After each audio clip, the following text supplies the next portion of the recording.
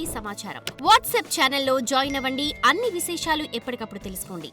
ఏవం జాతి విధానస్య ధార్మికస్య తదా గగ ఊర్ధ్వచిద్రేణ గచ్చంతి ప్రాణాస్తస్య సుఖేన హి.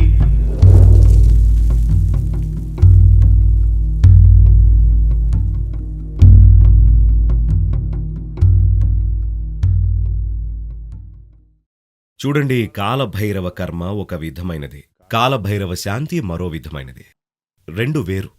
చాలా కాలం క్రితం చనిపోయిన వారి విషయానికి వస్తే, చాలా కాలం అంటే వారు పోయి 48 రోజులు లేదా 90 రోజుల కంటే ఎక్కువ రోజులు అయ్యుంటే, లేదా చనిపోయి 9 నెలల కంటే ఎక్కువ కాలం అయ్యుంటే వాళ్ళు చాలా కాలం క్రితం చనిపోయిన వాళ్ళు.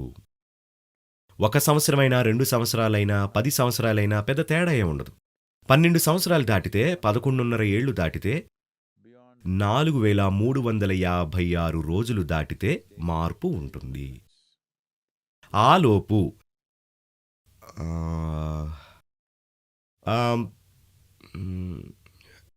ఎవరైనా చనిపోయినప్పుడు, ఇందులోని సమస్య ఇదే. చూడండి, మీరు ఇది అర్థం చేసుకోవాలి. సమాజపరంగా మనకి చావు అంటే చావే. ఎలా పోయారన్నది పట్టించుకో. ఆ వ్యక్తి ఇక్కడ లేడు, మనకి తెలిసిందంతే. కానీ ఎలాగైతే జీవితం అందరికీ ఒకేలా ఉండదో, అలాగే చావు కూడా అందరికీ ఒకేలా ఉండదు. రోజూ లక్షల మంది పిల్లలు పుడుతూ ఉంటారు, వాళ్ళందరి జీవితం ఒకేలా ఉంటుందా అండి? అలాగే రోజూ లక్షల మంది చనిపోతూ ఉంటారు, లేదా కొన్ని వేల మంది చనిపోతుంటారు. వాళ్ళందరి చావు కూడా ఒకేలాగా ఉండదు. ఎందుకంటే చావు అంటే అది జీవం తాలూకు మరో పార్శ్వమే. ఎలా అయితే జీవితం అందరికీ ఒకేలా ఉండదో, అలాగే చావు కూడా అందరికీ ఒకేలాగా ఉండదు. అది ఎలా పోయారన్న దాన్ని బట్టి ఉంటుంది. కాబట్టి శాంతి ప్రక్రియ అనేది చాలా వరకు వారికి ఏదైనా సహాయం అవసరమైతే దాన్ని అందించే ప్రయత్నం అన్నమాట. మన పూర్వీకులకు, తాత ముత్తాతలకు, తల్లిదండ్రులకు లేదా ఇంకెవరికైనా కూడా మనం అందించాలనుకుంటున్న ఆ సహాయం ఏంటి? మనం ఏం చేయగలం? ఇది ఎలా అంటే, నేను చాలా కాలం నుండి ఈ ఉపమానం వాడుతున్నాను. ఎందుకంటే మన వద్ద ఉన్న అతి దగ్గర ఉపమానం అదే. అది ఒక బుడగ లాంటిది. బుడగ. నా వ్యక్తిగత అనుభవంలో మీరు శరీరం వదిలినప్పుడు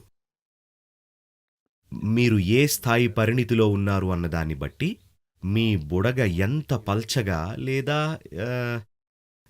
ఎంత మందంగా ఉంది అన్నదాన్ని బట్టి విషయాలు జరుగుతుంటాయి. ఒకవేళ మీ పైపెంకు లేదా మీ బుడగ చాలా మందంగా ఉంటే, పగలని విధంగా ఉంటే, అది నదిని తాకి తిరిగి వెనక్కి వస్తుంది.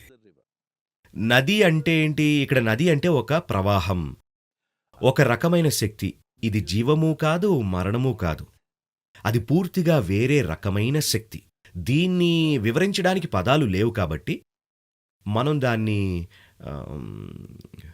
మిమ్మల్ని కాపాడే, మిమ్మల్ని కరిగించే ఒక వేరే రకమైన శక్తి అని చెప్పుకోవచ్చు. భారతీయ సంప్రదాయంలో దీన్ని వైతరిణి అంటారు. వైతరిణి అంటే అది అది అది రక్షించేది, మిమ్మల్ని రక్షించగలిగేది. మరి రక్షించడం అంటే ఏంటి?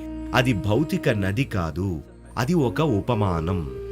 కానీ ఒక శక్తి ప్రవాహం ఉంది. శరీరం విడిచిపెట్టాక సహజంగా ప్రతి జీవి ఈ నది వైపుకి ప్రయాణిస్తుంది. అయితే కొందరు తాకి తిరిగి వెనక్కి వస్తారు, కొందరు అందులో నానిపోతుంటారు, కొందరు సులభంగా దాన్ని దాటేస్తారు, కొందరు అక్కడికక్కడే అందులో కరిగిపోతారు. ఆ నదిని దాటిన వారికి లేదా తిరిగి వెనక్కి వెళ్ళిన వారికి కొంత సహాయం చేయగలం. వాళ్ళు తిరిగి వెళ్ళినా లేదా నదిని ఇంకా దాటకపోయినా, తిరిగి వెళ్ళిన వారికి కాదు గాని ఇంకా నదిని దాటని వారికి కాలభైరవ కర్మ చేయొచ్చు. వాళ్ళు ఇప్పటికే దాటేసి ఉండొచ్చు, అంటే మీకు ఖచ్చితంగా తెలియదు కదా. ఒకవేళ వాళ్ళు నదిని దాటేసినా ఇంకా వారికున్న మందపాటి పైపెంకు వల్ల, అలాగే వారికున్న వైఖరి వల్ల వారి అంతరంగం అప్రీతకరమైనదిగా ఉండొచ్చు. వారిలో కొంత ఆహ్లాదం నింపాలి అని అనుకుంటున్నారు, కొంత శాంతి చేకూర్చాలనుకుంటున్నారు. కాబట్టి మీరు వాళ్ళకి ఒక పొరని కరిగించాలి అని అనుకుంటున్నారు. ఆ అప్రీతకరమైన అనుభూతి కొంతవరకు పోయి ఆహ్లాదత కలుగుతుంది. ఇక్కడ ప్రయత్నం అంతా అదే. ఇప్పటికే వాళ్ళు ఆహ్లాదంగా ఉంటే వారి తర్వాత పొరను తీసేయాలనుకుంటున్నారు. తద్వారా వాళ్ళు పూర్తిగా లయమైపోయే అవకాశం ఉంటుంది. ఆహ్లాదత కూడా ఒక బంధనమే. అప్రీతకరమైనది ఎలా అయితే బంధనమో ఆహ్లాదత కూడా ఒక బంధనమే. దురదృష్టవశాత్తు ఆహ్లాదత విషయంలో అది ఒక నిర్బంధమని తెలుసుకోవడానికి ప్రజలకి చాలా సమయం పడుతుంది. అదే దుఃఖం విషయంలో అది ఒక బంధనమని చాలా తేలిగ్గా అర్థమైపోతుంది.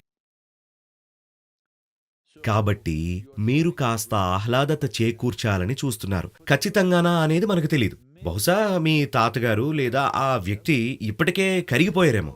ఏదైనా చేయాల్సిన అవసరమే లేదేమో. మీకది తెలీదు. కానీ మీ కర్తవ్యంగా మీరది చేస్తారు. ఒకవేళ ఆయనకి అవసరం ఉందేమో అని. చూడండి,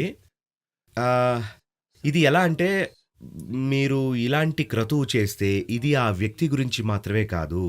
ఎందుకంటే మనుషులను ముడేసి ఉంచే రుణానుబంధం అనేది ఒకటి ఉంటుంది.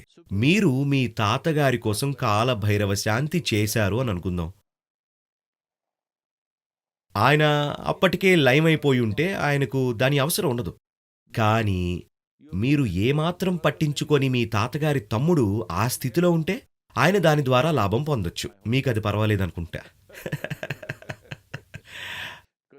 ఆయన మీకు పెద్దగా నచ్చకపోవచ్చు.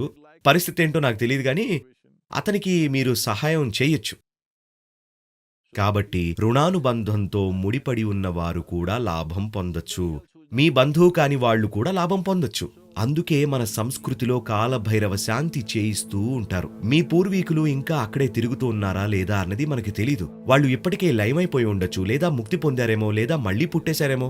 ఏదైనా సరే మీరు అది చేస్తూనే ఉండాలి. అప్పుడు వాళ్లతో సంబంధం ఉన్న వాళ్ళందరూ లాభం పొందుతారు ఖచ్చితంగా. All the related people will benefit from that.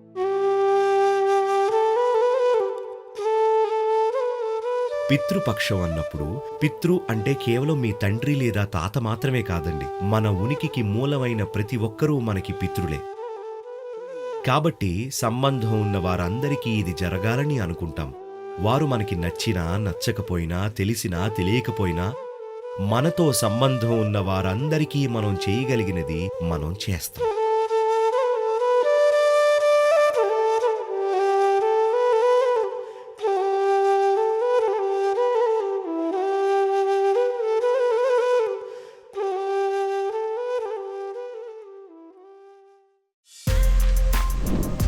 For more videos like this, subscribe Big TV channel.